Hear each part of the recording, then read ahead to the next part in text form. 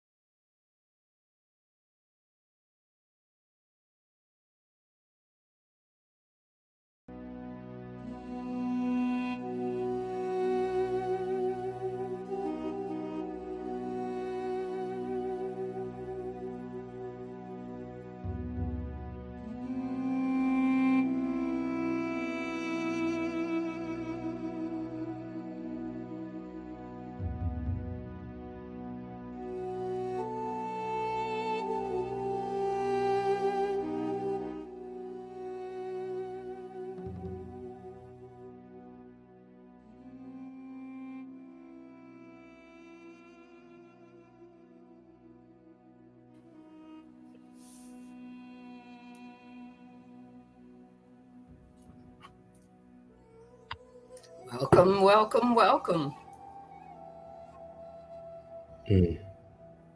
Everyone take a breath in.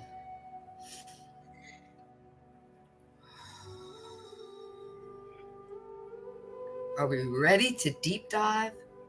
You want a little bit more of the unknown? You got that taste in your mouth saying, ooh, I like making the unknown known. It tastes so good. You ready for part 2? I'm ready. Are you ready, Marcus? No, I'm definitely ready. After grounding outside in nature, sitting by the waterfall. How are you today, Sandee? I am glorious. I am simply glorious. Excited to be back on here. I gave my throat a rest. I've got some lemon and ginger and honey and little cloves for my throat, my living water, and I'm ready to go. Living water. That's right. Living water. Speaking of living water, coming up tomorrow, live at noon Eastern Time, I'll be doing a Shungite Water 101 demonstration for everybody. And I'll be going step by step, showing everybody that will be tuning in, tapping in, whether it's going to be live or later on, how to create your own at-home Shungite water system. So I really look forward to doing that for you guys, allowing you guys to be able to have that awareness and experience, as it can really be life-changing in many ways. And I'll tell you more about it tomorrow. And I caught a little bit of time outside today before the live for about maybe like a half hour, 45 minutes. And I went down to one of my favorite nearby parks. It's a nature park. It's called Sharon Woods. And got beautiful waterfalls, really good forestry out there.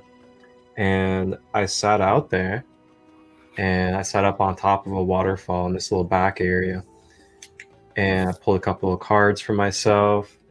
And then I also brought with me the Tibetan Book of the Dead. I'm not sure if anybody's familiar with this book, but this is basically like the Tibetan Buddhist monks' Bible, so to say. You know, you got the Egyptian Book of the Dead for the Egyptians. This is for the Tibetans. Then you have other beautiful spiritual texts as well.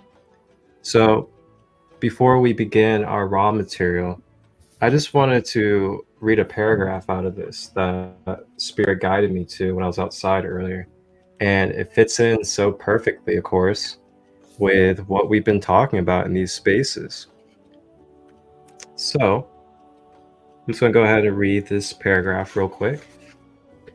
And I'm sure there'll be plenty to digest from it. But it begins with, so when you hear that you are in the great perfection, recognize this statement as essentially initiatory, as placing you in the context of your goal and highest imaginable possibility, opening for you the task of critically removing all the impediments to your experience of your own reality. And when you feel discouraged, realize you have been overeager. Don't let yourself go in cynical self-pity and then disidentify from the hardcore self that wanted enlightenment yesterday, or it's not worth working for. And when you hear the great word of the great perfection in the between, when you are detached from your heavy encasement in a habit embodied or habit encoded body, you can break free of impediments much more immediately, more naturally.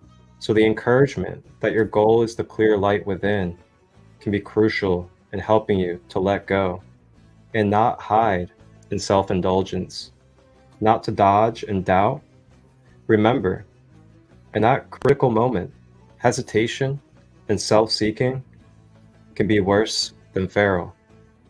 They can lead to lifetimes spent in uncomfortable embodiments in unpleasant environments. I'm going to go ahead and read that one more time, just to make sure everything comes through clear. So, I'll turn this music down a little bit. So it begins. So when you hear that you are in the great perfection, recognize this statement as essentially initiatory, as placing you in the context of your goal and highest imaginable possibility, opening for you the task of critically removing all the impediments to your experience of your own reality.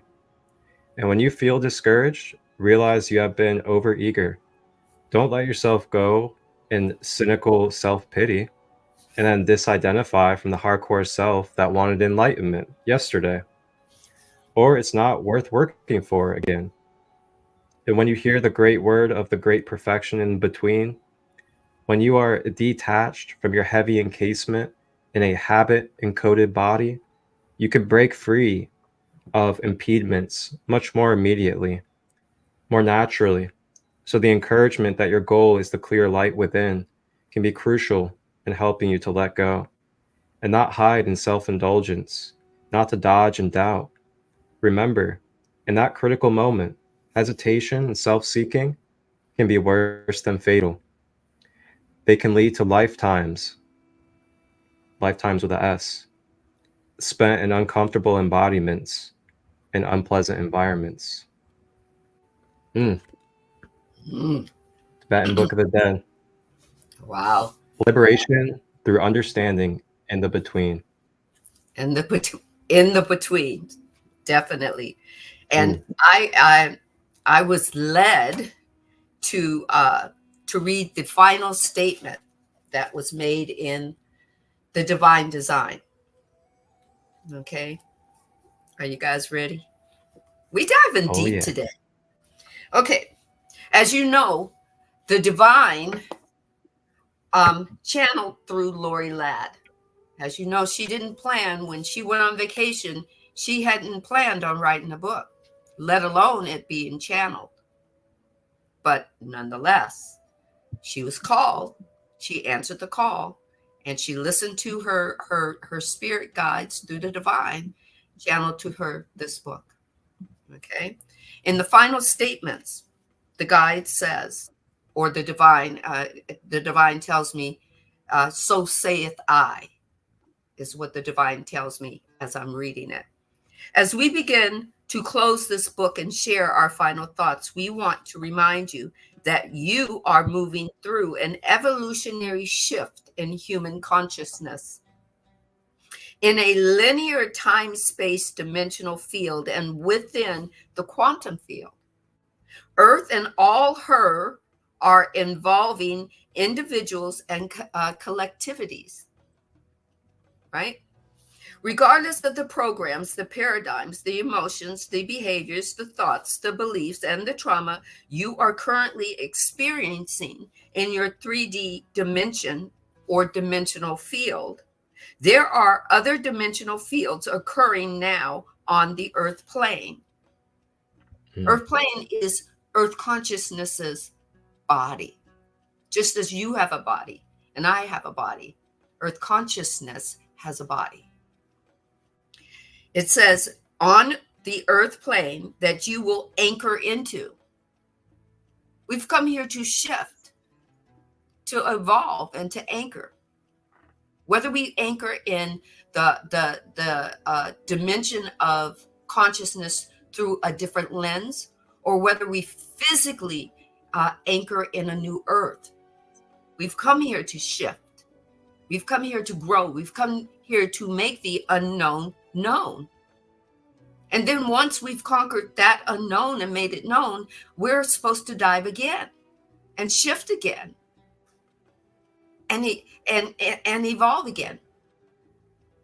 And it's all play, right? Your reality is shifting and will continue to shift. There's never a point where we stop. Even if you believe you are unaware, you've never felt it before, you are shifting. Unbeknownst to you, you are evolving. The divine goes on to say, do not buy into the belief that the world is falling deeper into chaos. Remember what we've told you. Earth has anchored a new reality, a new world. Earth is in a 5D field and is waiting for humanity to meet her there. At the time this book was channeled, Earth had already shifted into 5D, had already anchored, and was already waiting for us. Remember, nothing that is occurring on the Earth in this moment, both within you and around you, is an accident. This is how an entire human collective evolves into higher states of consciousness. The divine wants you to mind when you label yourself a collective. Dive into what it really means for you. And then after you give the definition for you, dive into it again and ask the divine, what is the definition for wholeness?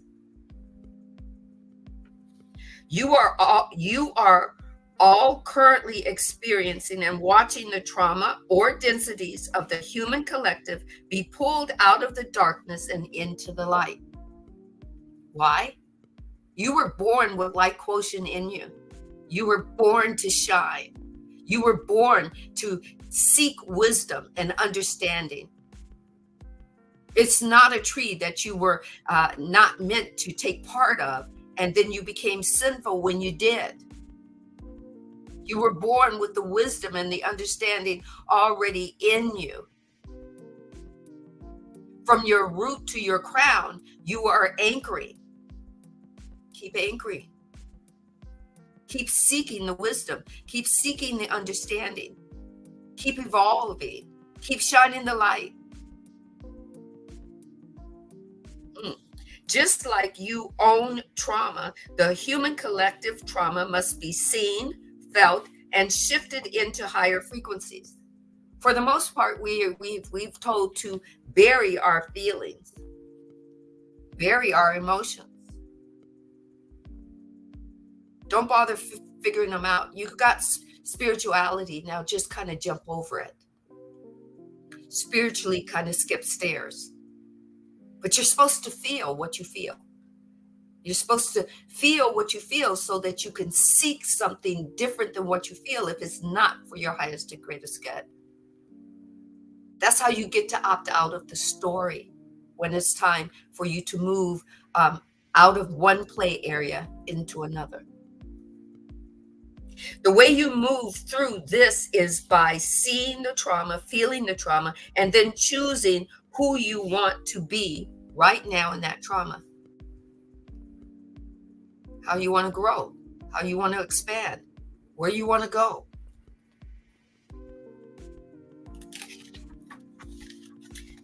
Hold on. Your choice and your sovereignty are your superpowers. You were born a sovereign spiritual being in human form, seeking to shift, to grow, to expand, to evolve, and then do it all over again, continuously. You always have a choice. It is all choice, layered with patience, compassion, surrender, trust, and a deep knowing that all is well in your now. You are surrounded by higher dimensional beings. You are never alone. They may tell you you're alone, but you're never alone. You are continuously anchoring the next highest version of you in your form. It's nice to be conscious of it, but hey, you're anchoring even if you're not conscious of it. You are remembering your multi-dimensionality, and you are courageously showing up for yourself and humanity, putting one foot in front of the other. Let them know that they are cherished. Ashe. You are cherished. The divine says, I move in, through, and as you. You can do nothing wrong. But polarity was given to you so you can make choices. So that you could have contrast in your life and you could paint a picture. Or you could write your screenplay. I write my screenplay and call it Sandee M on a playground, on Earth Playground. And Earth Playground is constantly changing, constantly evolving. Here we are. Are we ready to deep dive into the unknown? Are we ready to get part 2? Talk a little bit more about how Ra explains Jesus consciousness. Ready? Oh boy. Oh boy. Oh boy. Oh boy. We left off where the questioner had asked, what density is the entity known as Jesus in now? I wouldn't have never thought to ask that question as an embodied question. Right? Ra says, I am Ra. This information is harmless, though unimportant. That's what Ra's going to tell you what Ra feels. This entity studies now the lessons of the wisdom vibration. This entity is the fifth density, also called the light vibration. At the time that this book was written, that's what density Jesus was. Vibrational. Whoa. And divine tells me right now that Jesus has come back a number of times, but he did not choose to use the name Jesus. Mm-hmm.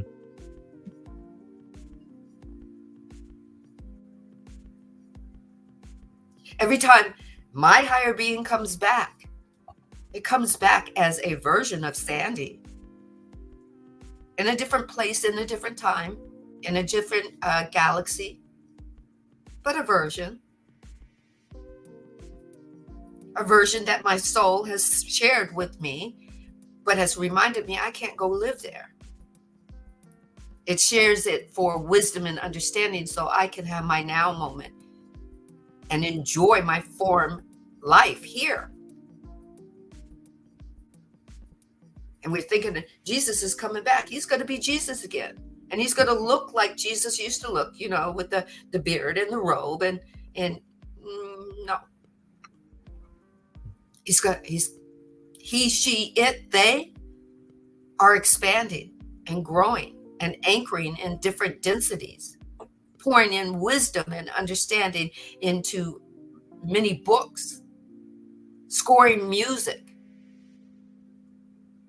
Once upon a time, moving in, through, and as Marcus.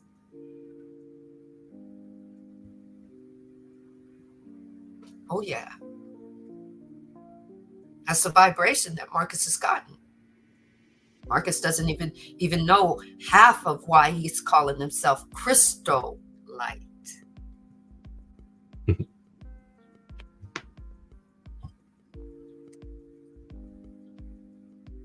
All of us are sons and daughters of God.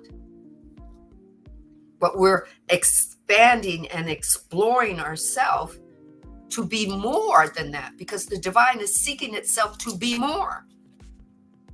You go, well, the divine is already all of that in a bag of chips. No, it wants to be 2 bags of chips. Oh, wait a minute.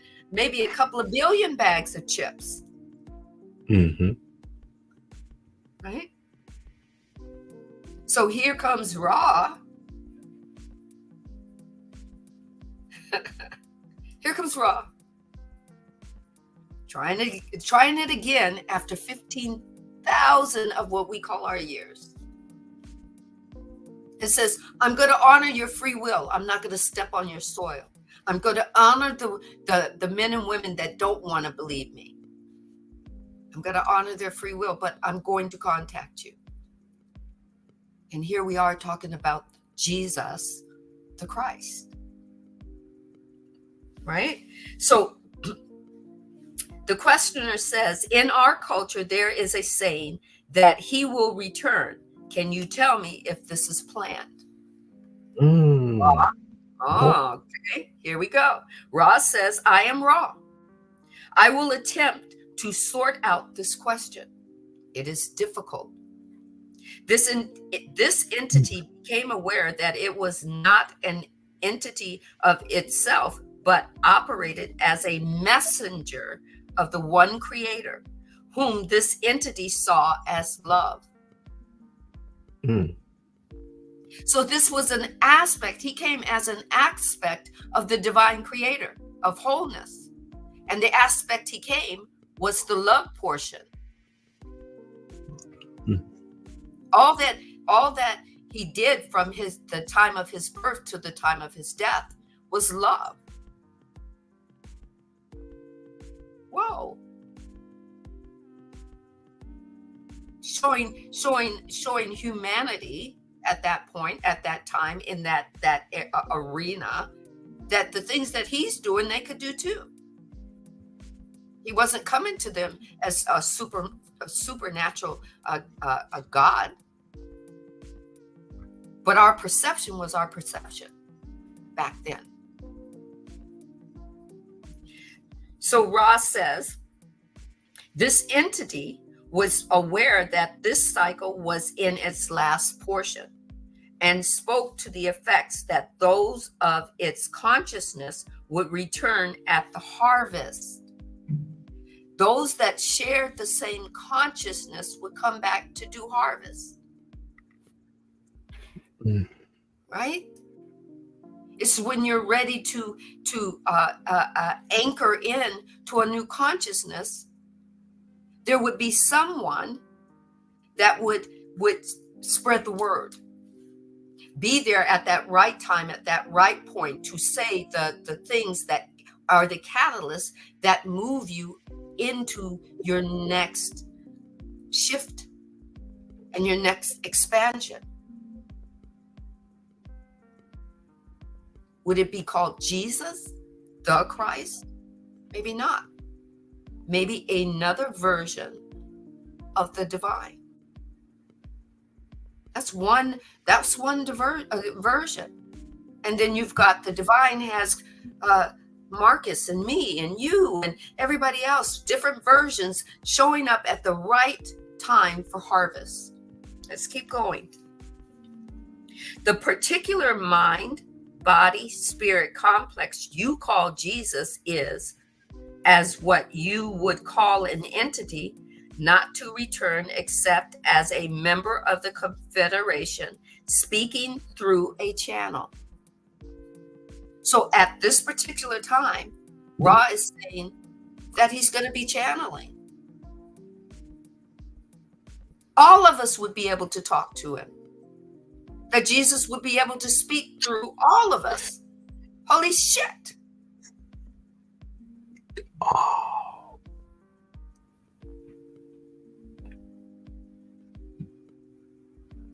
I'm just saying. Not only is Ra channeling, but at that particular time, speaking through a channel. Then he goes on to say, however, there are others of the identical congruency of consciousness that will welcome those to the fourth density. This is the meaning of the returning.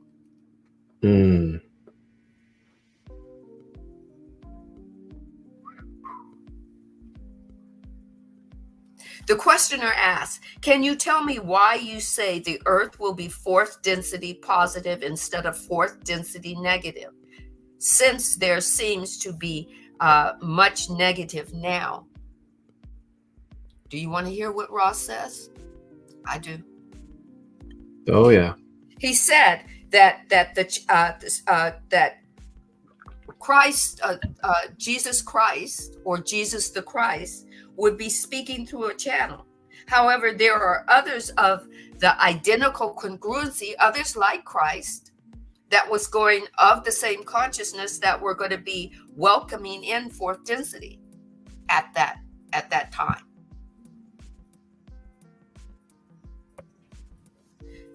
Right? So right now, humanity is telling, or these people that represent humanity is asking Ra, well, we see negativity everywhere. So why are you saying that this is fourth density positivity? Ra says the earth seems to be negative. That is due to the quiet, shall we say. And then he says the word horror, which is the common distortion which those good or positive orientated entities have towards the occurrence which is in your time space present. All that means is that's how it's presented to you. That's how you see it. That's your perception. Ra is saying that's not ours. We're seeing more. Ra, at that point in time, was a sixth density collective being. Right? Holy shit. He says, you see, this is from your perspective. Right now, at this particular time that I'm talking to you, I think this is what, 1950s, 60s? I think about then it was Vietnam War, maybe. I think. I'm not quite sure. Right? He says, however, those orientated and harvestable in the ways to service to others greatly outnumber those who orientate towards service to self, as has become that of harvestable quality. There were more at that particular time that were doing service to self, knowing that everything, all their needs, and everything that they were doing for service to others was positively going to, they were doing the law of cause and effect. What they were putting out, they were harvesting. What Jesus put out in his form life, he harvested back. He didn't hold anybody responsible for his death. Matter of fact, he let the divine know that. He harvested for those who were going to walk in that perception of, if he can do it, so can I.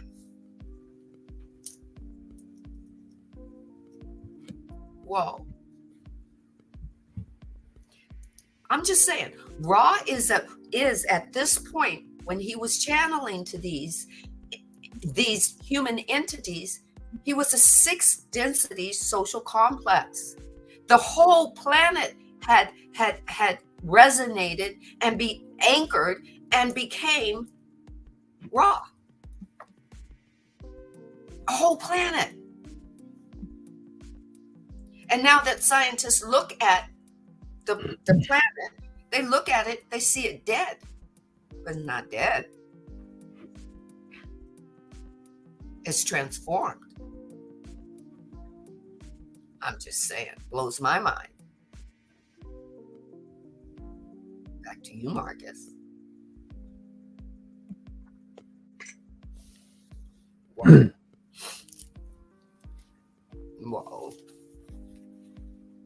There was something in there About Jesus channeling. Oh. Yep, there it is. Jesus channeling. So this is interesting because I had literally gotten this download from Yeshua himself just a few days ago. And then it kept coming up in the last couple of days. And I was led to the Book of Mary, which is one of the books that was removed from the Bible. It's the Book of Mary Magdalene. And I shared it on my page for everybody out there. You guys can see the YouTube video that I listened to. It's an audio. It's on my Instagram page, my Facebook. You guys can check it out and scroll through there. So what I realized was I came into the awareness of what it is that you just spoke on, that Ra just told us. And what had came through to me was that when, Yeshua or Jesus is being described as rising from the dead to come alive again, he's in his astral form, he's in his higher body. And then when the disciples and Mary were able to communicate with him after he physically had died, in the Book of Mary, it literally says, out of Yeshua's own words that he channels through Mary, is that now that I am in this higher space, I have elevated your minds to be able to receive me through this space. And then it goes on and it talks about how Mary is literally channeling Yeshua through her after he physically dies. So then the Book of Mary, or the Gospel of Mary, is literally Mary channeling Yeshua the whole entire time to the disciples. And wow, when that became clear inside my mind, I was like, this makes so much sense now. It's not about physically dying and then physically being rebirthed as the same person. It's about he physically died and then he was able to be in a more free and more expansive form of himself to be able to do missions and other things on a more expansive level, more efficiently and more quantum-like. So he's able to be accessed by people around the world more quickly and more efficiently as a channel through us. And wow, when that came through, I was in the car and I started hooping and hollering. Man.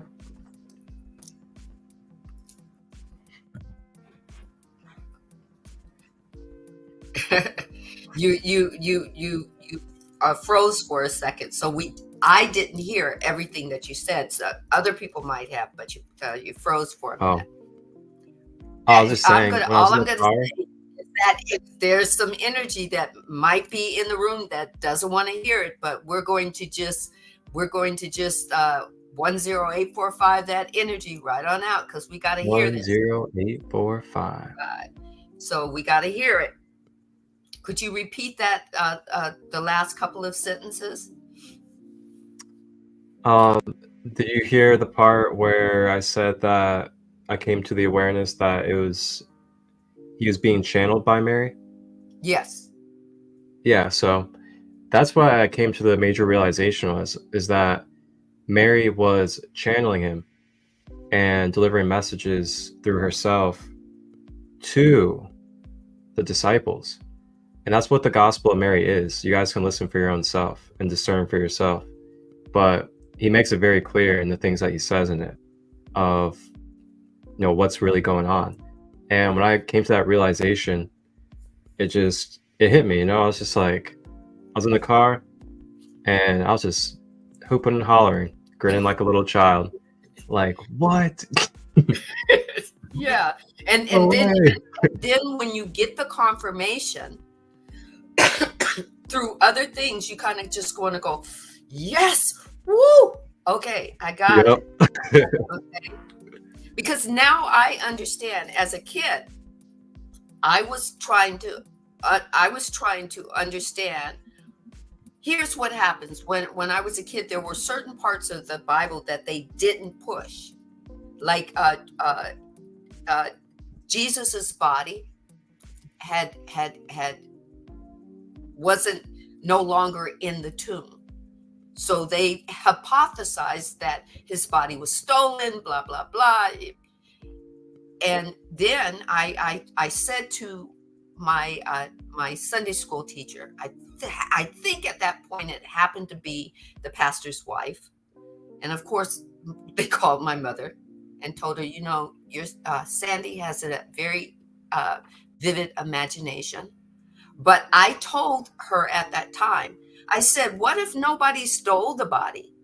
What if he took his body with him?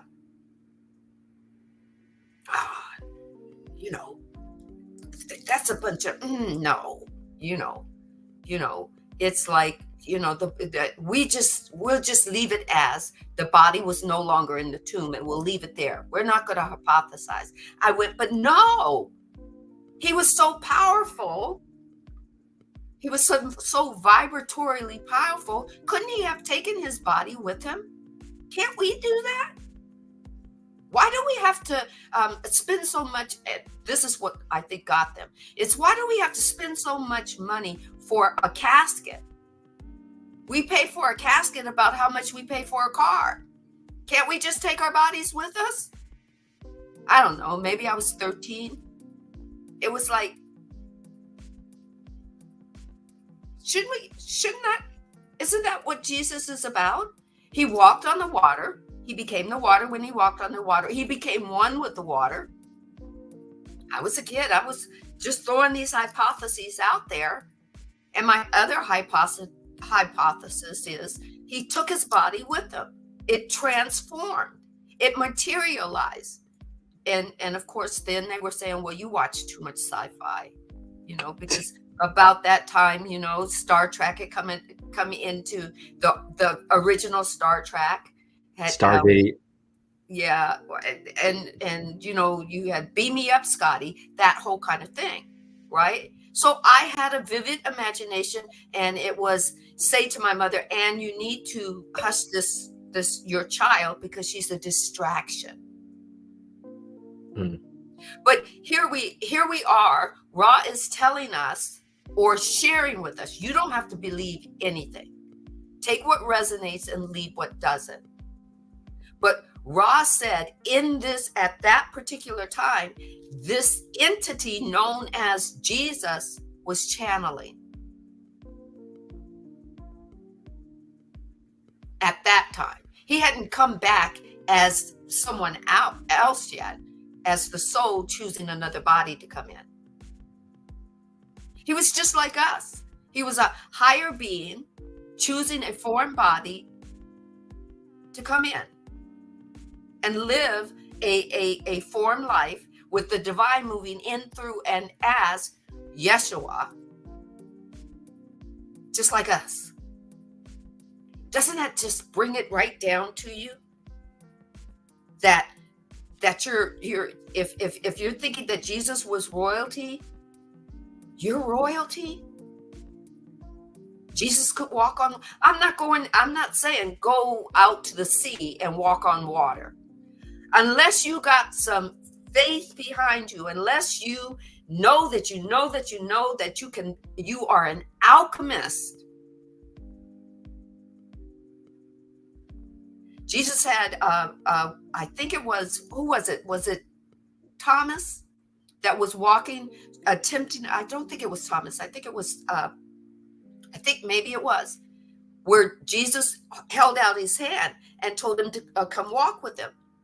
Mm-hmm. And for a while, he was walking with them until he looked down and said, what am I doing? And then he began to drown because he took his intent away from it. Not Jesus, not the water, his intent. So if you don't have a powerful intent, don't go trying to walk on water, trying to prove Sandee wrong. If you want to prove Sandee wrong, go start walking on water in your bathtub, so at least you'll be safe. Okay? Fifi says Peter. Pardon? Fifi in the comments says Peter. It's Peter. Okay. Yeah. I remember that much because I giggled at that because I told my Sunday school teacher at that time when we were studying that, that parable or whatnot. I said, they don't like me. It's like, he lost his concentration. But I didn't know then that the word was intention. Intention plus the energy that is imbued in you creates what you want to do. And if you want to walk on water, you have to be sure that that's what you want to do. And you have to hold that intention with your energy. And you have to embody it. And that's what Jesus, the Christ, did. That's what this energy did. And guess what? He wasn't born and then just showed up 33 years later, all ready to do all of this. He went and studied. His father took him to study in various places with various people. It wasn't just the Jewish community. It wasn't just Israel. It was all across the world. He was learning his craft and his skills. And he was opening up his gifts just like us. So can you sit in that seat and vibrate? Vibrate? Are you vibrating yet? Feeling the oneness? Holy moly. Holy moly. I would love to have Peter there then walking on water. I don't think I would have looked down. I think I just would have just embraced everything around me. The mist around me, my feet being the waves moving across the top. I don't even think I would have thought about anybody else looking at me. I think I just would have been in sheer heaven. I know I came from a water planet in a galaxy eons ago. Eons ago.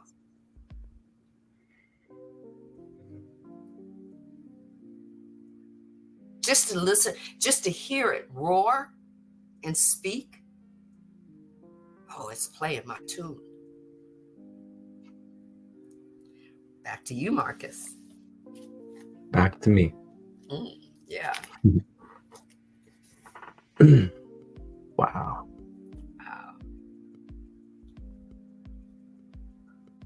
It makes so much sense. Like, just think about, everybody out there, think about a time that you were really feeling something like really well, and like you were really in tune with it, and you were really feeling it, and you were really one with it. Typically when that's happening, you're not thinking, you're not in your You're not in your mind about it. You're just flowing with it emotionally, energetically. And then think about what happens as soon as you focus your ego on it. And you're just like, oh, wait, I'm doing that? Or wait, what's happening? Yeah. Next Oh, thing you wait, know, you can't boom, be doing that. it's gone. And it's like, whoa, how was I And just then you're doing it? out of it, man. You're just out of Yep. it. Right? And then it's like you're not able to access that again in that moment because you're back into your human mind, so to say. And you know, these examples, these parables, these stories, these, you know, examples of life walks that we go through and that we hear about, remember to try to relate it to the present moment, the present life that we're in, and see where you can kind of bridge or compare, you know, those type of moments to the current moments that we're in this current lifetime. And you can actually see like those exact things are still taking place now today, as in the mechanics, the fundamentals, the laws of the universe, the way that energy and vibration works. And it's never gone. You know, it's timeless, it's priceless. It is what it is. And the more that we remember that and we dissolve that separation of time periods or the past, or ancient future, and all that stuff. Now, I'm not saying there's anything wrong with, you know, identifying or using those as navigation points.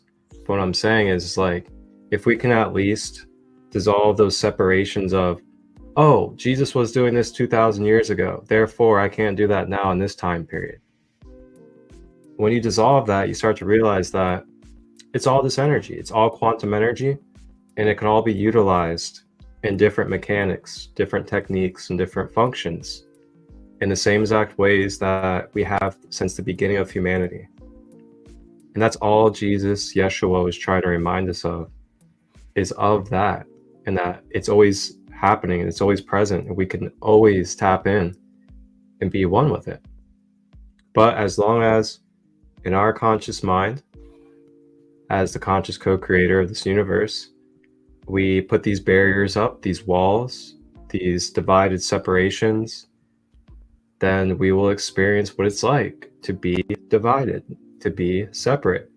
But the more we dissolve that, the more we come into wholeness and oneness of what we are, we can then start seeing and feeling and sensing that we are just energy and vibration with our surroundings as energy and vibration. And then the more clear and vibratory your being and your body is, then your electromagnetic field is able to connect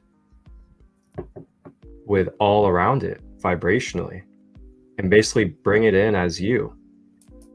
And then you become one with that vibrationally, and you're able to walk on it. You're able to move through it. When I say move through it, move through walls. There are beings that can move through walls. There are beings that can levitate. There are beings that can literally push fire out of their palms. There is a master out in Asia. There's many other masters out there too. When I say masters, masters of self, not masters of the world, that are able to literally push the elements out of their body and have it come out of them. There are people all over everywhere in the world at this point that are even posting reels and videos of them airbending, firebending, moving water with their hands. It's out there, guys. It's not that taboo. And the more that we clear ourselves, when I say clear ourselves, clear our centers, clear our electromagnetic field. Like I was just doing. To allow that spiritual current to come through us, we can guide to what it is that we have intentions for. And there's no right or wrong to it. Oh. Throat chakra opener. Yeah. And at this morning, I don't think it's mine, but that's okay. I receive it for someone else, and I take that energy and I give it to the divine for cleansing, for transformation and alchemization. And I just say, Ashe, thank you, thank you. All right. Mhm. So I got book 2 of the raw material. All right. Are we starting? No, this is okay. This is one that, hold on a second. I'm sorry. You know what? People don't want us to get, energies don't want us to get through this, but we're going to get through it. Any energy that's in this room to distract, I surrender it to the divine, which is the divine of the no thing that all things come from. I just give it back to the divine, and I am thankful and grateful that it is cleansed, it is transmuted, it is alchemized, and it is, if the divine wants to send it back to the one that sent it, return to sender, let the divine do that. Thank you, and Ashe. Thank you. Ashe. Okay, this is what when we were doing part 1, this is what the divine had showed me. Because when you first get a book, you kind of thumb through it, but the divine literally stopped on this page. So the questioner says, I will ask you if you are familiar with a motion picture called the 9th configuration. Wait, Ra just asked that? Yes, Ra was asked this. What? Well, yeah. The questioner asked Ra, are you familiar with a movie called the 9th configuration? Are you familiar with this? Ra said, we scanned your mind and see this configuration called the 9th configuration. The questioner says, this motion picture brought out the point about which we have been talking. The colonel had made a decision. I was wondering about this polarization. He could have knuckled under, you might say, to the negative forces, but he chose to defend his friend instead. And then the questioner says, is it possible for you to estimate which is more positively polarizing? To defend the positivity-oriented entity, or to allow suppression by the negatively oriented entities? So Ra says, I am Ra. This question takes in the scope of 4th density as well as your own, and its answer may be best seen by the actions of the entity called Yahshua, which you call Jesus. This entity was to be defended by his friends. The entity reminded its friends to put away the sword. Why do you have to go fight? That's what the divine says. We're always talking about we got to fight the good fight of faith. Faith doesn't need a fight. We're spiritually in warfare. Well, do you know what you're going to get more of? You're going to get more doors that open warfare for you to fight. Jesus told his friends, put away the sword. This entity then delivered itself to be put to the physical death. He didn't run. He said, I've come to do what I've come to do. It's my time. I knew I came to do this. His higher being had woken up, had tapped into his DNA, into the light codes that told him why he came at that particular time and what he came to do, what he came to achieve, what he came to intend, what he came to feel, see, be. That entity called Yahshua said, don't fight for me. The divine says, Yahshua just wanted them to hold space for him.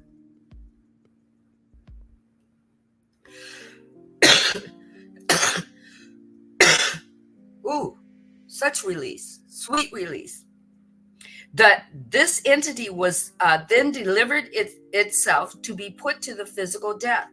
The impulse to protect the loved other self is one which persists through the fourth density, a density abounding in compassion. More than this, we cannot and need not say, right? So Ross said, there's nothing more to say. Lay down your sword.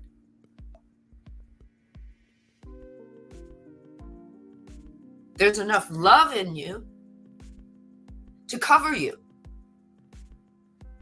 to protect you in a bubble. What's going to happen is going to happen. What's intended to happen is going to happen. What are you intending? You want to take up arms and fight the good fight of faith? You know, then you're going to be fighting a lot of people.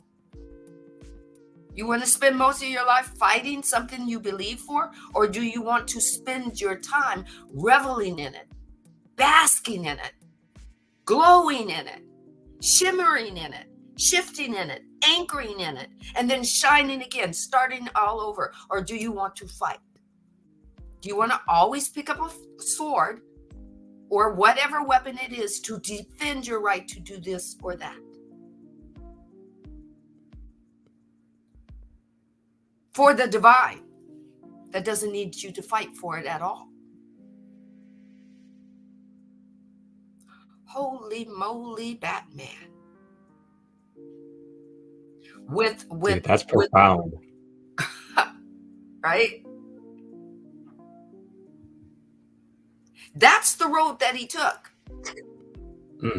That's what he said when they went to him, because they didn't want him to go. They wanted to have him turn tail and run and take up a sword and fight the whole Roman army so that he wouldn't be crucified.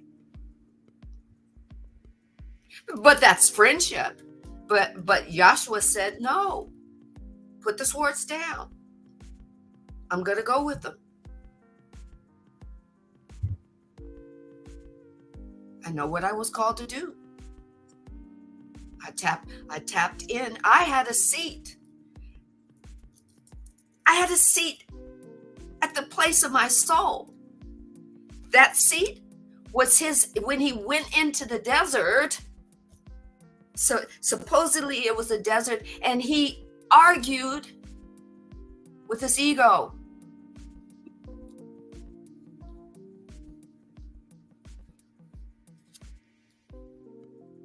The higher beingness and ego, I would have loved to be on a grain of sand, listening to that conversation between God, the divine, and Joshua.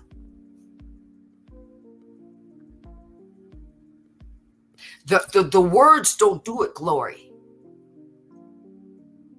To feel that vibration. And the higher being that wasn't trying to win out anything said, we came to do this. Pause and be quiet. To the ego. It's going to happen regardless. There was a purpose.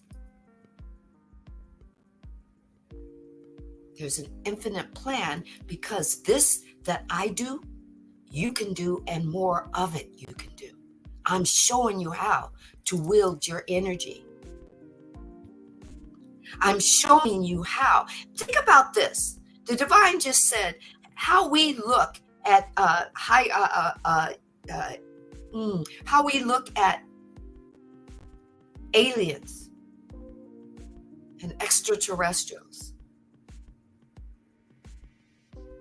Some are looking at us the same way.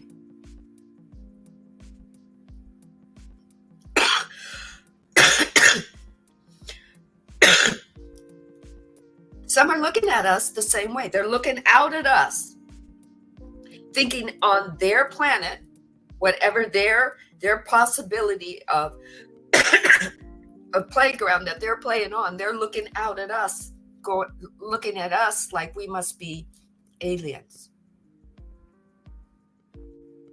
Holy moly, Batman, when you flip it,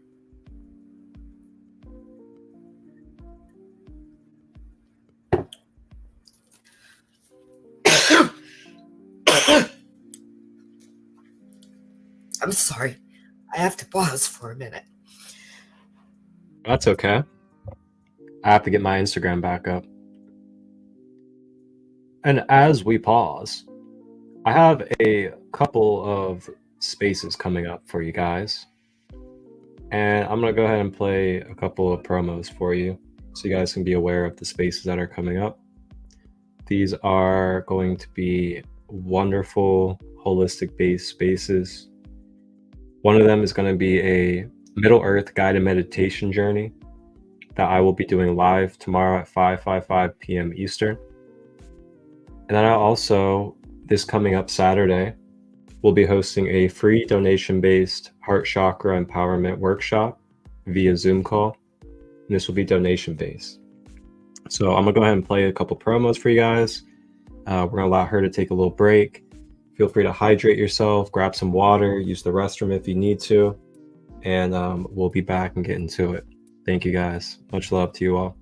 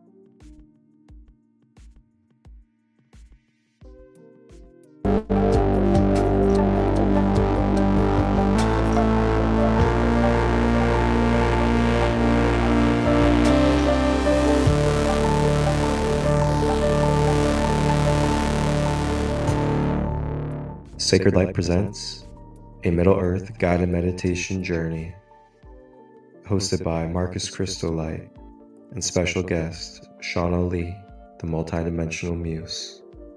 See you then, live on Instagram, Facebook, and YouTube. Ashe. Discover the power of heart chakra healing.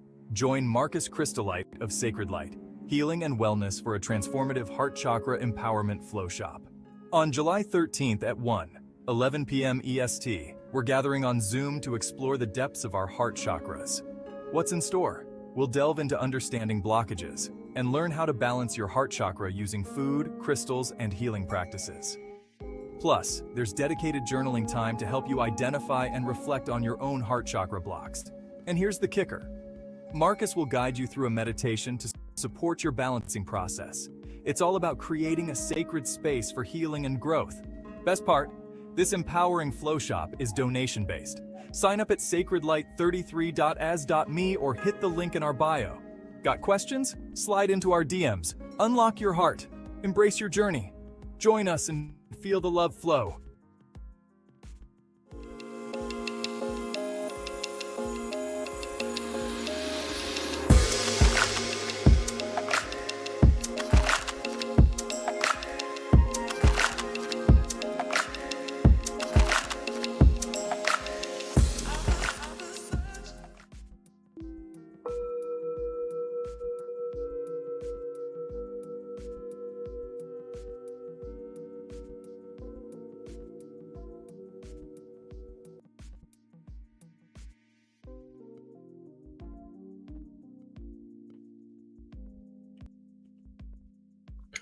All right. We are back. We are back. You are muted.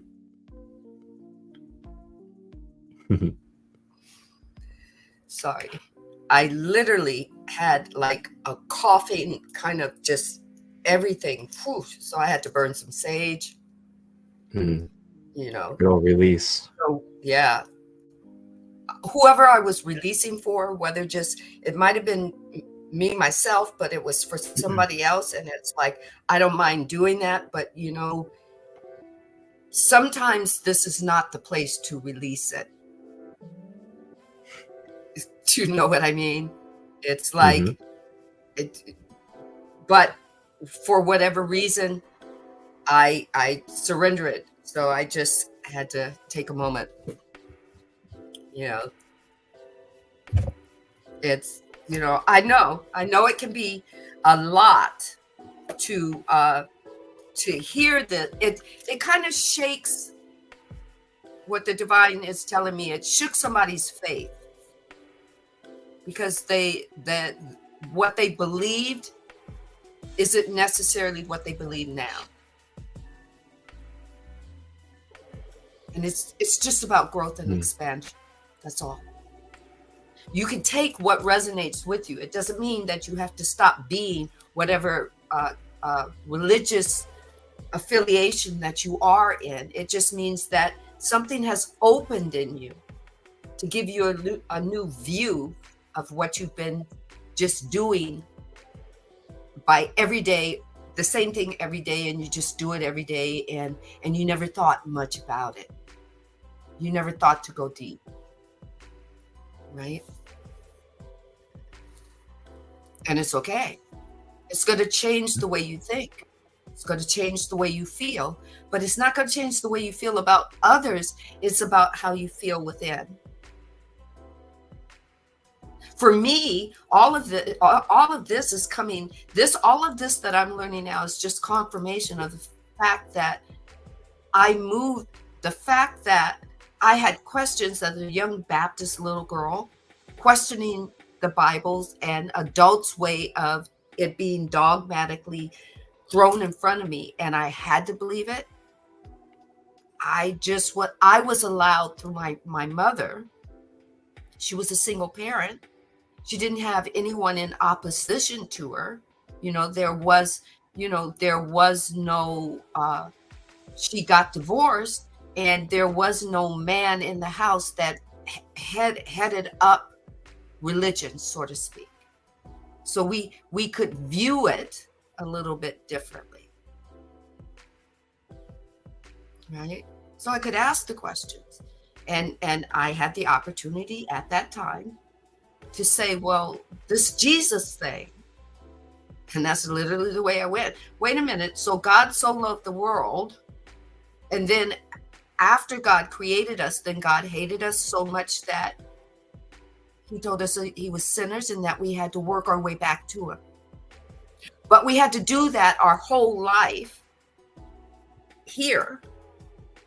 And then when we died, we get to know if we were going to go to heaven or hell. And that's another thing they call my mother on. They go, you know what? We can't have her in Sunday school.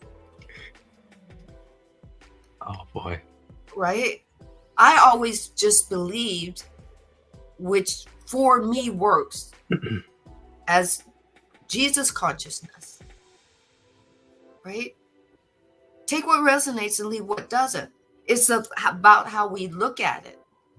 And if someone got really shook up, their throat chakra is really opening up to the point where I literally, the coughing was so bad that I almost felt like I was going to throw up. So you're going through something, and I'm here. Marcus is here. DM us if you've got questions. Right? You're not in this alone. Definitely. Number one, the divine moves in, through, and as you. Even if you don't believe it, the divine is moving in, through, and as you. And there will always be an answer for you. There will always be someone to help you move through the process. But you have to tell us what your process is. And you have to be honest, not honest with us, but honest first with yourself. Mm-hmm. Because you have to decide how deep you're going to go. See, hold on a second. What would I want to say? It's that you decide how deep you want to go. And these people were deciding what questions to ask Ra. But he was telling them, sometimes they would say, how can we say this? And Ra would say, I am Ra. I can't tell you how to say it. I can tell you if I can answer it for you. And then you can decide if you want to redirect the question. Because Ra said, I have to honor your free will.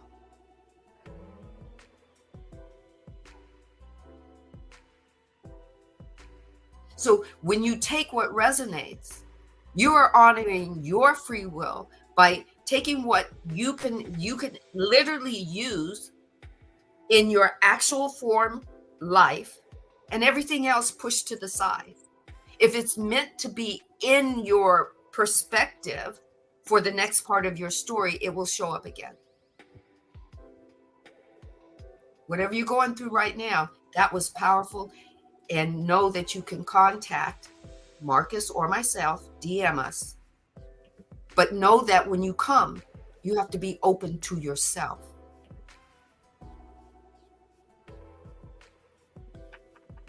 All right. Thank you, and thank you. So where were we?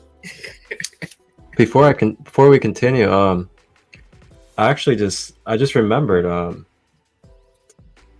an experience that I had. So back in 2015, I was about 19 at that time. And this was like fresh into my spiritual awakening, so to say. And I began channeling in this time period of my life when I first started awakening. And I was going through an experience. I had a very good friend of mine at the time named John, and he was already a Reiki master. He knew a bunch of yoga teachers. He knew about breath work and the chakras and all that stuff. And he basically became like the main person I started learning all of this from in the beginning of my travel of self-awakening. And the thing is that an other aspect of himself, his past self, was heavily programmed to dogmatic Christianity. So there was a battle, and you'd see this battle get played out every so often between his old programming and his newer programming of self-awareness, the spirituality and the dogmatic religion kind of battling each other. And what happened is, as I spent time with him, there would be those periods where that dogmatic structuring would come up and it would get projected onto me. And it got to a point where pretty much he started demonizing like Egyptian guides, pretty much saying that they're all like demonic, fallen angels, Jesus is the only way and all that stuff. And when that hit me in a very disturbed way inside that didn't feel resonant. And it made me go home, and it didn't make me feel like I needed to, attack him, create backlash, or do anything negative.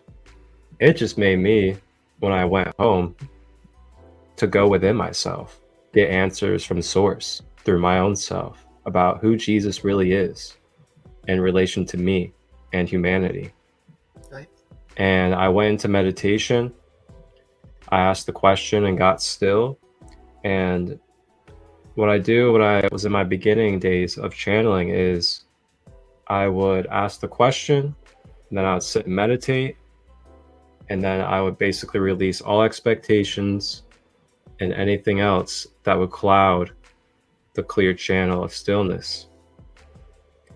So what came through me was, number one, that Jesus was basically nothing more and nothing less than a soul level brother to all of us as equals. And then what also came through was that I'm part of the same council as him on a soul level.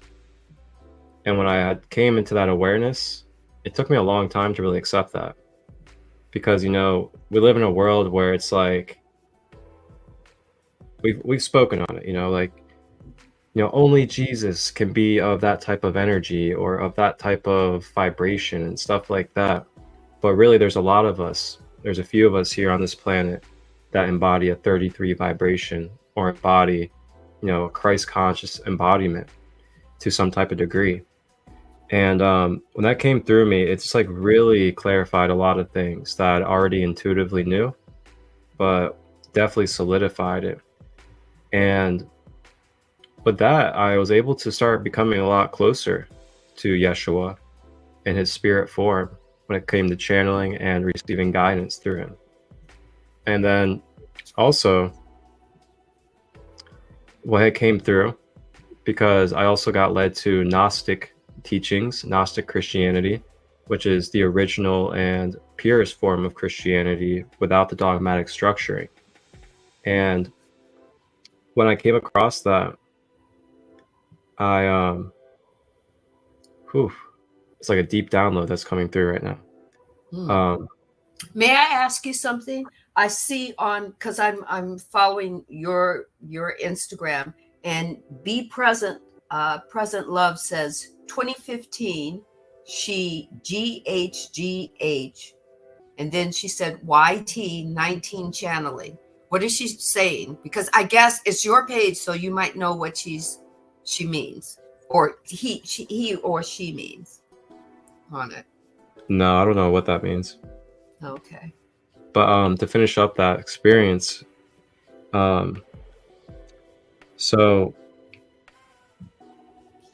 I gotten a download about, you know, how, okay, so it's basically a little bit about the Earth timeline. And the information I got about the Earth timeline was, you know, there was a period where things were very wide open, as in collective vibration field was wide open to the higher fields. So when that was happening, we were in a world that was very, very peaceful and very, very connected energetically and spiritually. This is why, for a period, you know, we were able, and when I say we, I mean the human beings that were here, our ancestors, some of us on the soul level that were here, we were able to be in tune with the nature and the elements and with our higher guides on how to build these amazing structures that have been here for thousands of years. And that was due to where we were at in our collective vibratory field. And then as different corruptions started coming throughout time, and there's many different ways that corruptions have taken place. I'm not going to get into all that, but those corruptions taking place, it ended up tilting the balance scale here in this existence of this plane. And when that started tilting, it was starting to get consumed by the dark aspects of the duality. So when that started coming to place more and more, that's when we started seeing different galactic starseed beings, different guides, different quote unquote ascended masters descending into this plane, such as Yeshua, such as Moses, and more. And when they had came to bring back the tilt to the balance. And what also I received was that, keep in mind, this is all from a download and from a pure channeling that I received in 2015. And you guys can take it or leave it.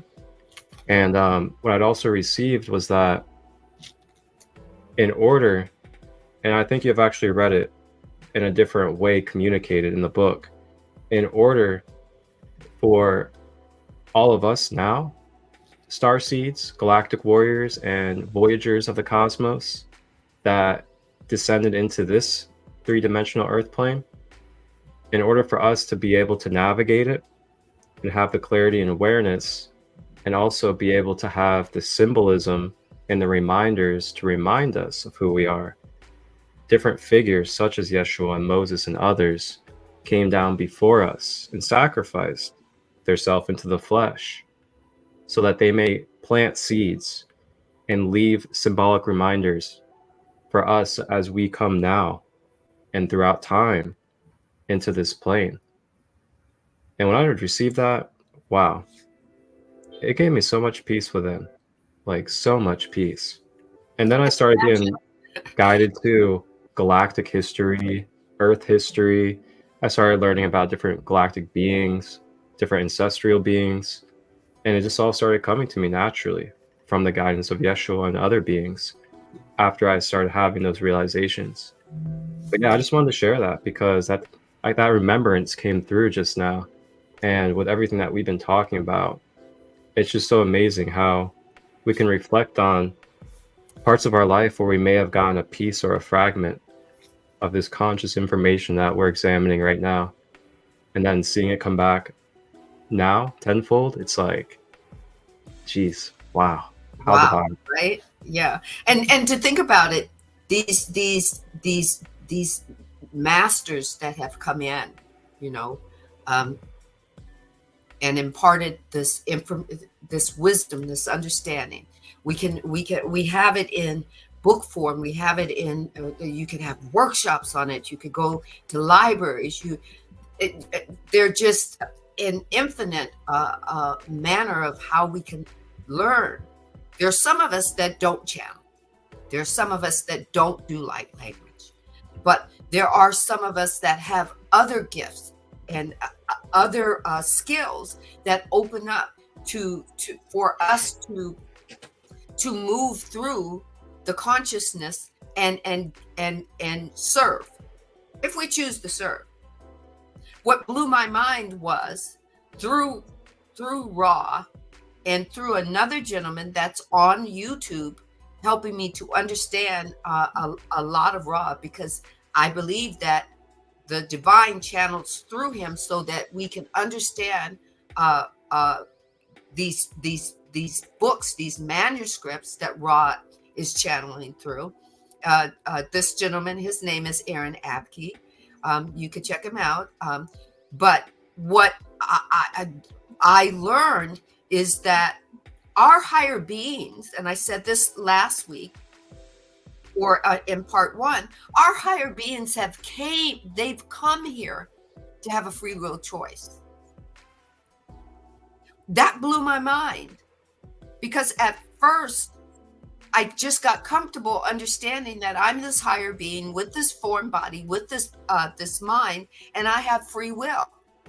But then you throw into the mix that my higher being came here to make a polarity choice. The positive polarity or the negative polarity. And then little old me said to my higher being when I was meditating, okay, what can I do to help? I threw myself in the mix and said, okay, shit, it's not about me. It's not about just me. It's about my higher being. What can I do? How can I do? How can I serve? What do you need? You need to see both higher polarity and lower polarity. Well, you're getting a lot of that from my life, because I'm not going to tell you I've been just a little perfect person and on the scale of upper polarity. Hell to the no. So my higher being has got a lot of information. What is this? Blah, blah, what? Okay, hold on. Love how the factual comes full circle. Would love to hear that after. Aaron has been instrumental. Yeah. We've got all these. The divine wants to give me the word, because We've been calling them guru or spiritual instructors, but all these aspects of the divine, they're aspects. Marcus is an aspect, an integral aspect of who the divine is. He shows up as Marcus, or they show up as Marcus. They show up as me. They show up as Kristen. They show up as I think Kristen. Yeah, Kukuru Creation. I believe her name is Christian. They show up as us. These are aspects of the divine in all manner of service. It's how much you want to serve. Do you want to serve yourself? Because guess what? Your higher being can learn what it means to serve only self at all cost of others. That's what service to self is. You want to know what service to self is? When you look at your political system right now, whether Democratic or Republican, some of them are service to self. They don't care who they walk over to get their laws in place. That's service to self. So you have an example. Just look at it. And then if you're talking about how if I was in office, I would do this. Well, is that service to self? Or is that service to others, knowing that self is always every need is always met, because it was met when you were born into this dimension. It's in you. You don't have to go outside of the world to gain it. That's what Ra means. Service to self, the higher polarity, positive polarity, or negative. And there's a lot of entities, higher beings, that got stuck in that. Yeah, they play in that. You want to know what you want to know what you call an evil entity? Usually higher beings, what I learned is that those higher beings that play in the negative polarity, they don't take physical form anymore, because in physical form, if you are a higher being in this body form, I can see you. They don't want to be seen. So what they do is they become your consciousness of what you believe. You want to believe in a devil? They become that consciousness. You want to believe that you've got some evil entities chasing you and killing and hurting you and keeping you from doing things? They become that for you. But guess what? In order for them to climb the polarity, to merge back with the divine, by 6th density polarity, they have to embark on, guess what? Love, unconditional love. Because they have to eventually, at some point in time, merge back with the divine. Why? Because they are an aspect of the divine. They are an expression of the divine that has to merge back with itself. When I knew that, then I knew I wasn't doing a fight. If you got that higher being that loves the lower polarities and always loves to do self first, I'm not going to argue with you. Your higher being came in to do that, and your form body concurred with it, and that's your story. This is what Ra is telling you. They will not supersede your free will. And these higher beings that are self-service in the lower polarity, they know that they cannot supersede your free will. How do they do that? They're not going to talk to you. They're going to influence you through your ego. Yeah. Propaganda. And your action is your yes to doing what they want to do. You go, well, I didn't give them permission to do that. Well, if your ego has taken action for service to self in any area of your life that is not making sure that other people are okay, while you're doing you, then you're giving them permission. Yup. When I found that out, it was like, all right, I know that my higher being has to seek both the higher and lower polarity, because that's contrast, and that's what helps grow us, expand us, helps us to shift and evolve as part of the story. It's what the divine is seeking in itself in form. But I know I sit with my higher being and say, oh yeah, you felt that? I'm going to tell you how I feel about it. It didn't feel good to me to use somebody else to get to that. I have to go apologize. Even if they might have been wrong about how they presented themselves to me, I still have to go apologize, because I can't leave the story like that, whatever the story was. I remember my mom, and I truly understand it as an adult, 2 wrongs don't make right. If anything I can teach my higher being is, the ego might want to go out there and slap somebody because they called me X, Y, and Z. But 2 wrongs just don't make it right. And the law of cause and effect will affect me before it affects somebody else. Because if I'm putting out a negative vibe, even if it's towards somebody who's done some negative to me, the universe says, well, let's deal with you first. I got them already. It's a snowball effect. Snowball effect. But now I get it. This is what Ra is saying. I got to honor your free will. I tried it 11,000 years ago.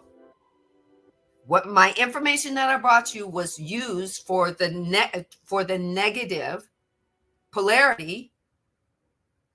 We had to leave. They walked with humankind. They walked together on this earth 11,000 years ago. And then they said, "Oh, we can't step foot on your planet. We can still talk to you. We've got to honor the people who want to be in the negative polarity, who want to think that we're coming to do them a dirty, that we're coming to take over their world and take away all their rights and blah blah blah." Because why? Because free will says they can think that, they can feel that. They can be that. Why? Because the divine says, I am moving in, through, and as you, and it's an experience to me. I don't see it as a negative or a positive, but you can feel it. But know this, the law, the universal laws that I put in place are going to act accordingly. You can't bargain with them. You can't say, hey, karma, do this to this person. Karma ain't listening to you. Even if that person has done you a dirty, karma says, I got them. Let's talk about you. Can you imagine if it worked that way? That would be so entangled. If everybody was just able to be like, all right, I'm going to go ahead and place karma on you. Now I'll place it on you and you. Like, whoa, and you for just looking at somebody the wrong way. Or just being somebody that you just didn't like. Right. That's not how. I love the way Michael Beckwith speaks about karma. Karma is a drop-off point for your very self. It shows you how if life keeps coming up at you, keeps hitting you in the face karmically, it's asking you, what do you want to do next? You created this. What do you want to do next? And if you keep resisting it, karma keeps coming back saying, I'm still here. I'm still here. I got my feet up on the table. Yep. I'm still here.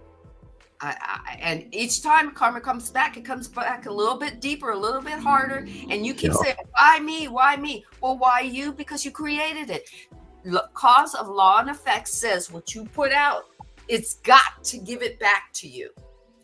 Mm. Even if you're doing something that somebody else did to you and they called you a bitch and then you called them a bitch, and then karma opens the door for somebody else to call you a bitch, and you don't like the bitchy now. Mm. You have to deal with that. You have to go in, you have to go deep, and you have to go, oh shit, I got to go in and find out how me and our higher being can talk about this, because I want to opt out of the story. Your ego doesn't know to tell you that you can opt out of the story, because all it's focused on doing is protecting you. And all it knows how to do to protect you is to go into your story in the past and bring up something that's familiar so that you can do it over again.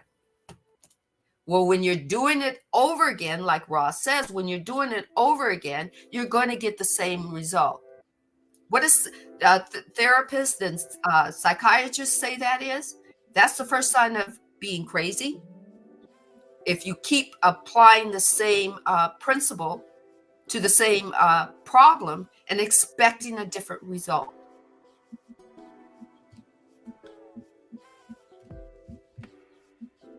I think scientists actually got it from Ra or Bashar. They all saying the same thing. Abraham Hicks, come on. They're all saying the same thing. It's like, come on. You think karma is your knight in shining arbor, or a bitch who's out there to protect you and stand in front of you? No. Ross says, you know, what you put in, you get out. Welcome, Bella Bev. Glad you're able to tap in while you're working. It's a beautiful flow. Yeah. Thank you. Thank you, thank you, thank you. You know, going back to the beginning of what you were saying, you know, talking about basically how these negative polarity beings, they can't exactly do anything directly to us unless we give our consent, right? Right. So, you know, they kind of just like implant these different illusionary, manipulative tactics that they have. And a great example is the debt system. All right. So we're going to talk about the debt system for a moment. You know, a lot of times when we get in debt, you know, we start blaming the government, we start blaming the system, we start doing all this blaming and all this other stuff. But when it really comes down to it on a microscopic universal level, it's really on your own self.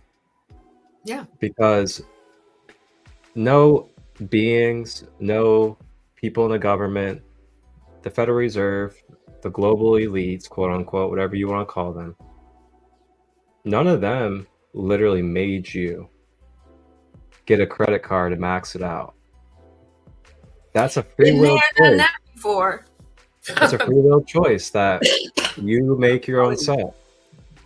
Even if you weren't fully aware of what could have came with it, or if you weren't aware of what type of debt would have came with it, or any of that stuff, it's besides the point.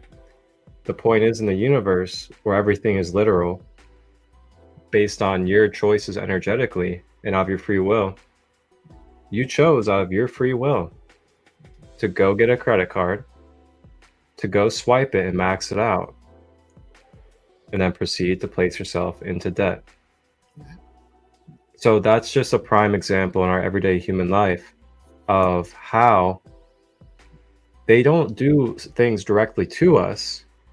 It's that they set up spaces where we may unconsciously be giving our free will and consent due to the things that we're accepting into our life.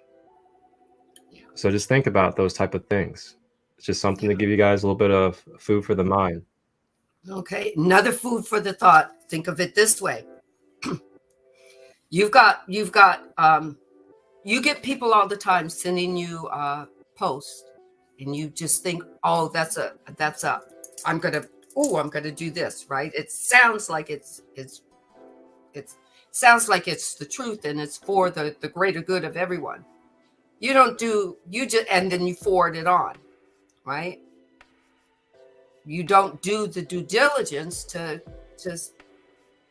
kind of do a little bit of work to find out what you're putting your power behind, what you're giving your free will to, right?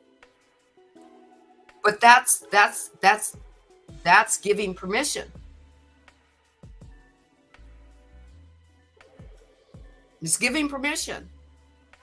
When you constantly talk about the problems all the time,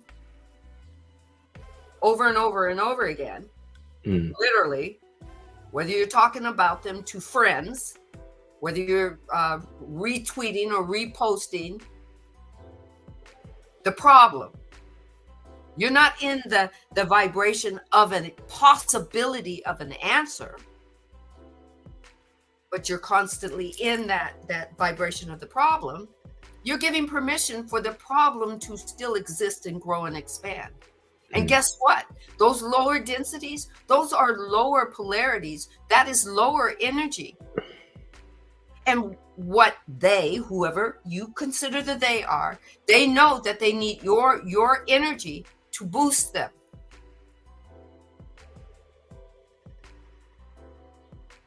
So if you're staying in the energy of the problem, it's because you feel you want to, everybody to know.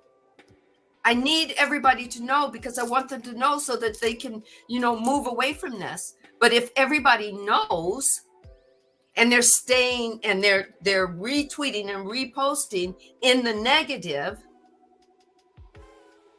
then what's growing? Not the truth to change, not the infinite possibility of change, just the knowing that there's still a problem. Well, these entities that like to stay in the lower realms because they like lack, and the best one, control. When the entities came into play, they said, I want to play control. And then other entities says, well, you're going to have somebody to control, so I'll be the ones that you control. And so the game keeps getting played in the playground, and the playground keeps getting fucking bigger. But see, your ego doesn't know that you can opt out. So it doesn't know to give you that information, but your higher being knows that you can opt out. But your higher being is playing in the realm of the lower or the lower polarity, so you don't really know. Right? But if you're playing with someone that you see, your higher being says, I see them. Because your higher being can see other higher beings that are playing in that realm, that are playing control. And your higher being says, hold up. You don't want to, your higher being will say, do you want to play there?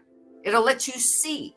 Let me see that which I cannot see with my physical eyes. Let me see it with my spiritual eyes. And your higher being will come online and say, see this?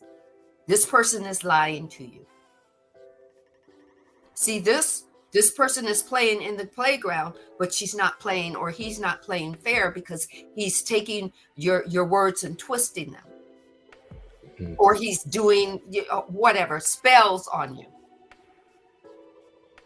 Or leading you down he's not really helping you. He's hindering you.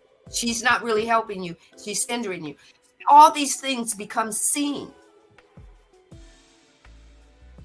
That's why higher beings that like the lower polarities, they don't like to reincarnate that much. They'd rather be consciousnesses that become your situations or your circumstances. They become those, so that you can, if you have a circumstance where it's lack and now you've got debt, they become the debt that you see. They become that form. they play in that arena. That way, they don't really get seen that they're pushing manipulation. But guess what? These higher beings, or entities, as you want to call them, some people call them bad spirits, bad juju or whatever. They don't care what they're called. If you're giving them the action, and the action is, if you're fearing them, you're giving them permission. If you go out and you buy what is that called? An evil eye for protection, that means you believe that you need protection from people doing evil shit to you. They're going to be that consciousness to give you that aspect of it. That's because that's where you're putting all your power to. That's what Ra is talking about. You don't see me with an evil eye. No. Mm-mm. I came in sovereign and protected. Now, true enough, I'm not going to tell you I haven't been afraid. Right now, I'm working on heights. Doesn't mean I'm going to go step on top of the Empire State Building and try to pretend that I'm not afraid, because there's some parts of us that our higher being says, all right, the reason why you is to know that you might fall, because that's part of the reality that we live in, right? Everybody has a little something that's part of our form life. Fear isn't bad. It is a form. Fear becomes a form that you bump up against. You feel it. You move through it. You surrender it. You let it go, and then you move on. Doesn't mean that you're going to stop having fear about something. It means that you now put it in place for something else, and now you live. You start living a little bit more of life, right? That's all Ra is saying. That's all Abraham Hicks is saying. Abraham Hicks talks about the positive polarity. They don't deny that there is a negative polarity. All they're telling you is not to stay in the negative polarity too long.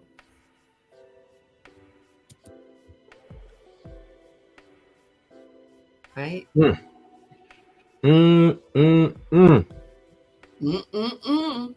Golly. Oh, jeez. This raw material is... It's sweet. Wow. It's sweet. I'm telling you. I thought the Bible was good. I thought the Egyptian Book of the Dead was good. I thought, holy smokes, man. Like, whoa. Yeah. Oof.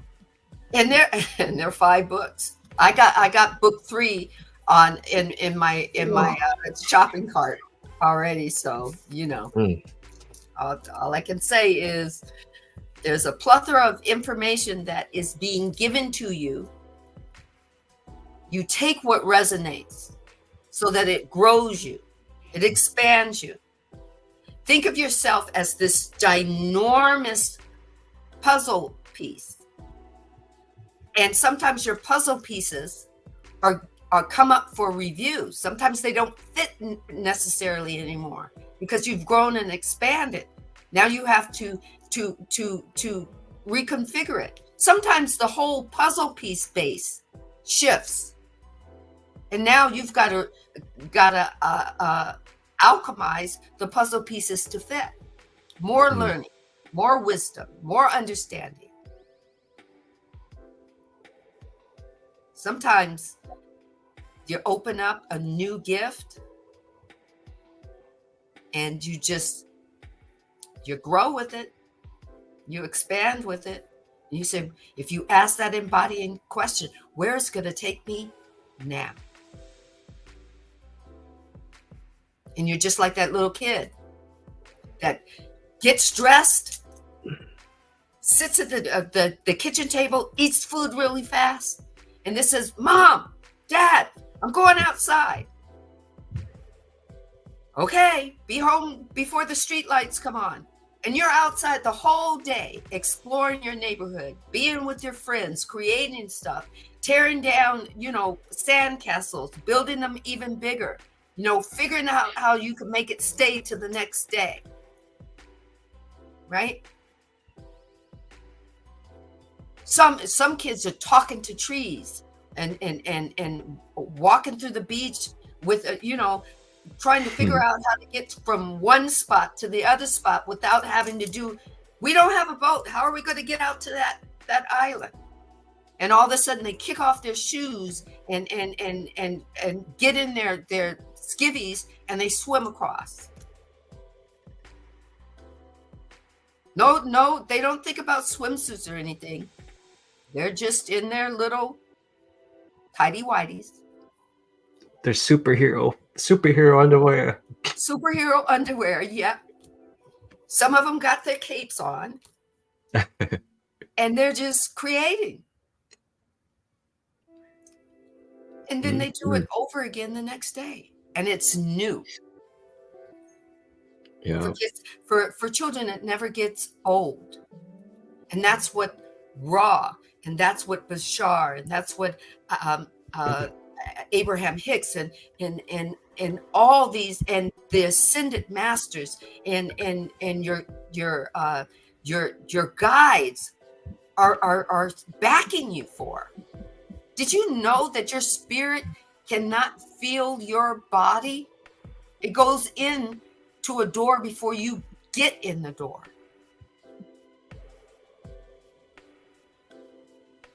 It fills a room. If Marcus and I were in the same room, our consciousnesses would touch each other. Our consciousnesses would not only touch each other, but it would touch the quantum field. That's how massive our spirit, our higher beings are.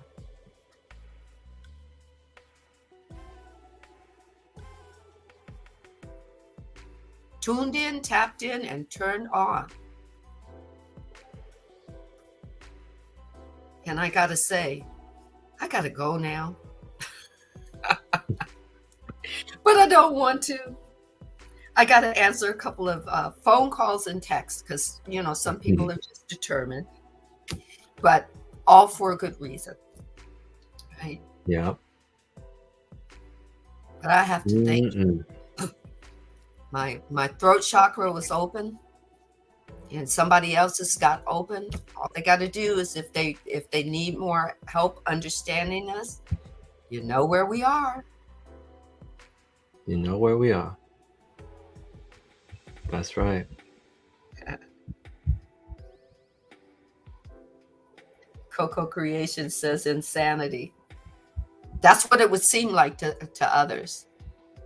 And actually, that's what it would seem like to yourself when you're first coming online and everything is, just coming in and filling you up, and it's not making too much sense because your ego is trying to make a straight line and your higher being is trying to show you the spiral. Yeah. And you're deprogramming and reprogramming. Yeah. And then guess what? You deprogram and you reprogram, and then guess what? Learning requires that you deprogram some more and learn and put something else in its place. Yeah. That's growth and expansion. That's evolution.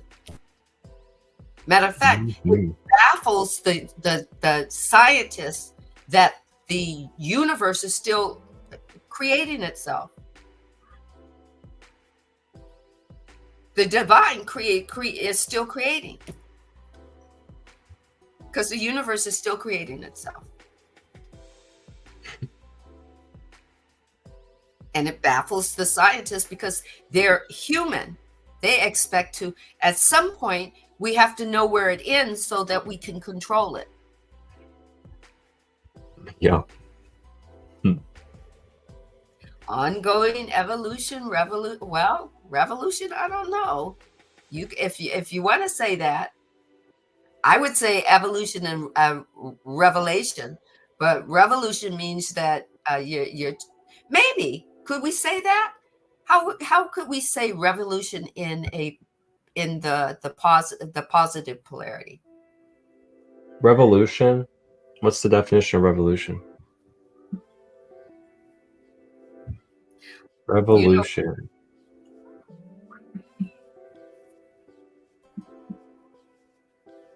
Because the divine is saying that it can be a positive polarity in starting something new,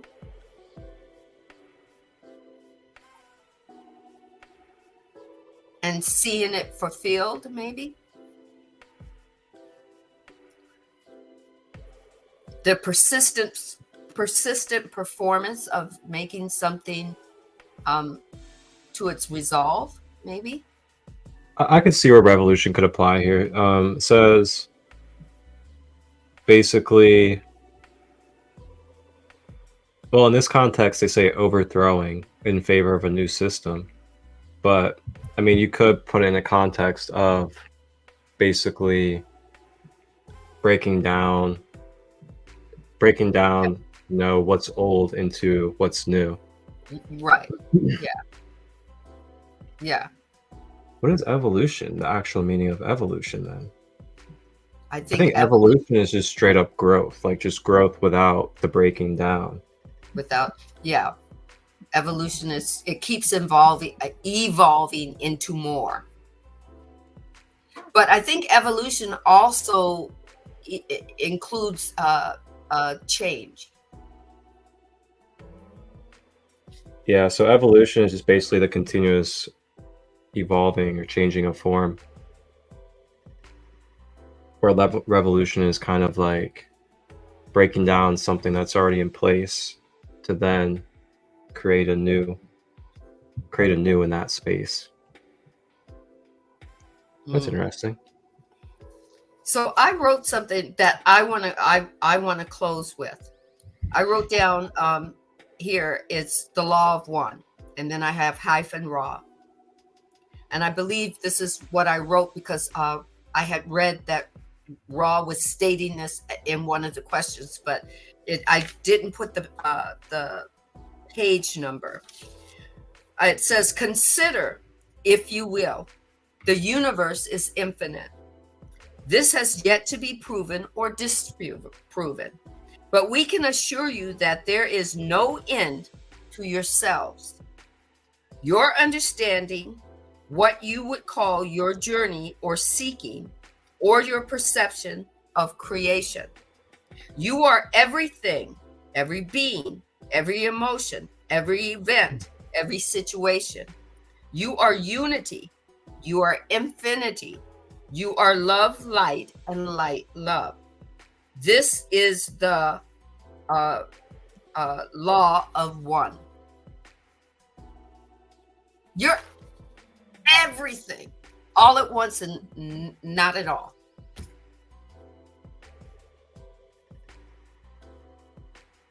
And you kind of go, what? But you are.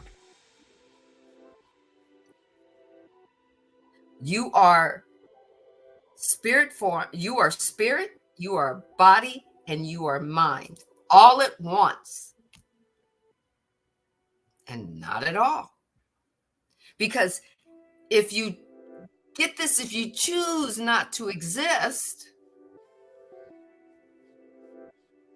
what happens? If that becomes your intention and you put your energy behind it, imagine what happens. Imagine.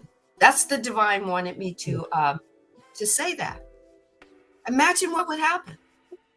I think John Lennon sang that song, Imagine. Go back and listen to his lyrics.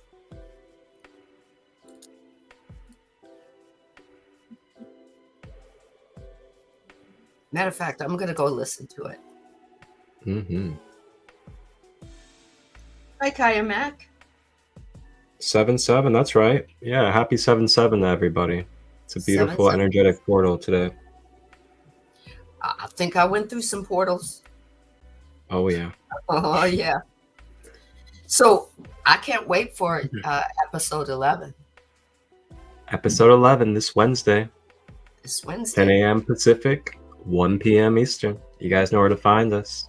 Instagram, Facebook, and YouTube. Yes, yes, yes. And as we wrap up, Sandee, I believe you got a couple of things coming up. So I'm going to go ahead and do something for you here. I'm going to pull it up. And I'm going to let you explain a little bit about what you got coming up. First one you have. Yes. This Friday, Soul Conversations, the podcast, we're going to have a beautiful young lady by the name of Gina G. She is an author. And, Soul Conversations, the podcast is about allowing people to explain their journey, their awakening journey, from who they were to who they believe they are now, and the application of what they went through, their triggers, their traumas, their life story, and it's as if we were in the backyard and two best friends talking and having an open forum and knowing that they're free to explain their journey. Right? I don't even know how many episodes I have in Soul Conversations with Sandra, but you guys join us Friday, 7/12/24, and it's 11:30 a.m. Pacific time, and that will be, I believe it will be 2:30 Eastern Standard Time and 1:30 Central Time. Yep. Gina J, she's gonna be in the house, and this is my newest baby that the divine said I got to do this. I put it on a back burner, and the divine, like I told you, the divine will keep bringing it around until I put it on the front burner. It's called Soul Talk with Sandee M. It's about how you bring your gifts and your talents and your skills, and how you bring them in to your everyday life. And I'm going to tell you, what do we have? It's Saturday the 8th is going to be 13th. the maiden voyage. All right. The 13th. Pardon? July 13th. Did I say July 13th, Saturday? I'm trying to go backwards in my dates. We don't want to go backwards. We want to go forward. Okay.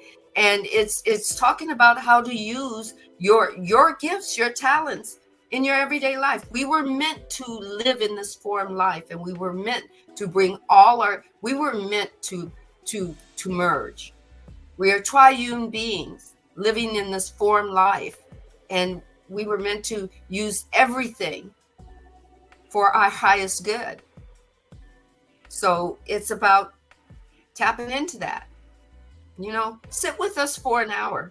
You get to ask questions. You get to bring the divine is saying you get to bring you to the forefront and ask an embodying question. So this is the maiden voyage. Thank you so much. And it's right there. Episode 1 airing July 13th. Thank you. That's right. And then last reminders again, I showed you guys during our little break at the hour. Coming up tomorrow, got 2 things going on live actually. At noon Eastern, I'll be doing the Shungite Water 101 demonstration for all of you guys. So you guys can learn on how to make your own Shungite water at home, as there are just so many benefits to that. You guys will have to tap in tomorrow. If you can't tap in tomorrow, you know where it'll be. It'll be on the YouTube, Facebook, Instagram to watch at any time. And then also later on that day at 5:55 p.m. Eastern, I will be doing another collaborative guided meditation journey with Shauna Lee, the multidimensional muse, and she'll be sharing her beautiful light language as I do the guided meditation. And this one will be Middle Earth themed. So if you're someone that likes fairies, dragons, gnomes, and other things like that, we'll be tapping into that type of energy during the meditation tomorrow. And then Saturday, I have a heart chakra workshop on Zoom, free donation based, and you guys can just reach out to me if you would like the Zoom link for that. It's at 1:11 p.m. Eastern, about 2 hours long. We'll be going in depth about the heart chakra. You'll get to learn how to identify blocks in your heart chakra, how they manifest, and then we'll be able to journal together and share. And I'll be doing a guided meditation to help you be able to release and clear out your heart chakra. And you'll also learn many different tools on how you can help keep that balance throughout your everyday life and your own conscious power. So that is what is going to be coming up. So thank you guys again for tapping in and joining us for this beautiful episode 10 of Ascending Beyond Limitations, the Raw Material Law of One. We'll be back Wednesday, 10 a.m. Pacific, 1 p.m. Eastern. I can't wait. I'm so excited. I can't hide it.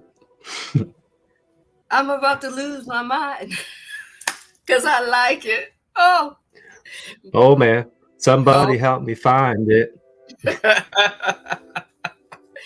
Anyway, I'm about to have karaoke.